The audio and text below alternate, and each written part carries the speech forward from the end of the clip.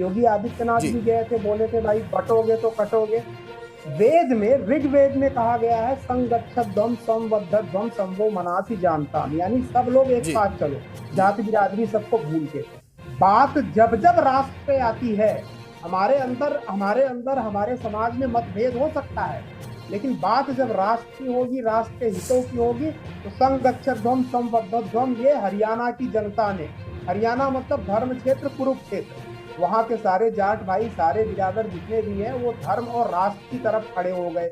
और विदेशी शक्तियों का मतलब कोई अंग्रेज ही नहीं, जो इस देश के बारे में चिंतन नहीं करती हैं, जैसे राहुल गांधी और कांग्रेस हो गए, जिनको बाहर की चीजें बड़ी अट्रैक्टिव लगती जी है, वहीं से आइडियोलॉजी लेना, उनको बढ़िया जवाब दिया गया। अब दूसरा सबसे इंपॉर्टेंट इसका आउटकम समझिए, जितने तरीके की भ्रांतियां चल रही थी, एक तो हमने बताया कि भारत के इतिहास और कल्चर से रिलेटेड जो भ्रांतियां थी वो दूर हो गई, भाई हम सब एक हैं, हिंदू के लिए एक है, राष्ट्र के लिए एक है, सनातन और राम के लिए एक है। दूसरी जो सबसे बड़ी भ्रांति दूर हुई, जवाहरलाल नेहरू या राजीव गांधी उन्मुक्त विश्वविद्यालय, उन्मुक्त शब्द पे ध्यान दीजिएगा। जी पढ़े हुए जो पत्रकार और जो एनालिस्ट है, जो कांग्रेस की आंधी और तूफान ला रहे थे, 60 सीट दिला रहे थे, इंक्लूडिंग राहुल गांधी भी, उनका भी ये कॉन्सेप्ट क्लियर हो गया कि भारत को हवाई जहाज में या अमेरिका में एल्हान उमर के साथ बैठ करके आप नहीं समझ सकते हो। अंग्रेजी में चर्चा करके जी आप भारत और भारत के लोगों को, भारत की परंपराओं को नहीं समझ सकते हो। उसके लिए आपको गांवों में, नदियों में, तालाबों में जाना पड़ेगा, तब आप भारत को समझेंगे। भारत कोई एक भौगोलिक एंटिटी नहीं है कि आपने शिमला में घर बनवा लिया, घूम लिया, आप भारत को समझ लिए। बिल्कुल तीसरी सबसे बड़ी इंपॉर्टेंट चीज आई, ये वही पत्रकार जो बोल रहे आरएसएस और बीजेपी में रिफ्ट पड़ गया, दरार पड़ गई, मोदी की छुट्टी, इनकी छुट्टी, ये दरार जो पैदा कर रहे थे, फूट डाल रहे थे, उनको भी बढ़िया सबक मिला। कहीं कोई रिफ्ट नहीं है, कहीं कोई दरार नहीं है।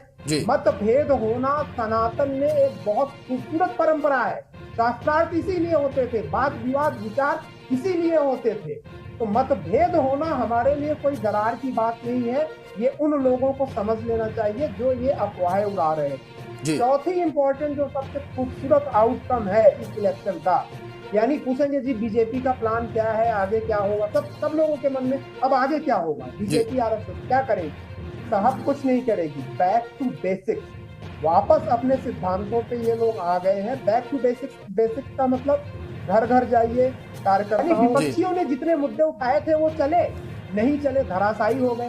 तो इसका मतलब है हिंदुत्व का, सनातन का, राष्ट्र का। आप धर्म क्षेत्र कुरुक्षेत्र में जा करके उल्टी सीधी बातें, धर्म क्षेत्र कुरुक्षेत्र में, हरियाणा में हिंदुत्व ही सबसे बड़ा मुद्दा है। और अगर जनता को जरा सा भी, मैं आज भी बोलता हूँ, हरियाणा के खाप पंचायत, वहां की जितनी बिरादरें हैं, कितने भी सर फुटबॉल होती रहे, लाठी लेके लड़ते रहे, लेकिन बात जब धर्म, सनातन और राष्ट्र की आएगी तो सब एक हो जाते हैं। हरियाणा के लोगों का, जाटों का बलिदान अभी राहुल गांधी को पता नहीं है, सनातन को बचाने के लिए। और ये जो आया था वहां से लड़ने के लिए, मथुरा को बचाने के लिए, 10,000 जाटों ने जो है अपनी जान दे दी थी, और जब तक एक जाट बचा था तब तक उसकी अब्दाली की सेना एक कदम आगे नहीं बढ़ पाई मथुरा को बचाने के लिए।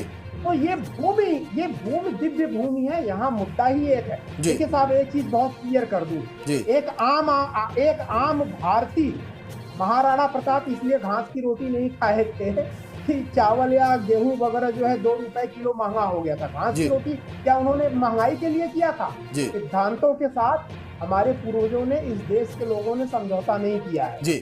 2 रुपए आलू महंगा हो गया, इसके लिए कोई अपना वोट नहीं बेचेगा। बात अगर राष्ट्र की हो, सनातन और हिंदू। ठीक है।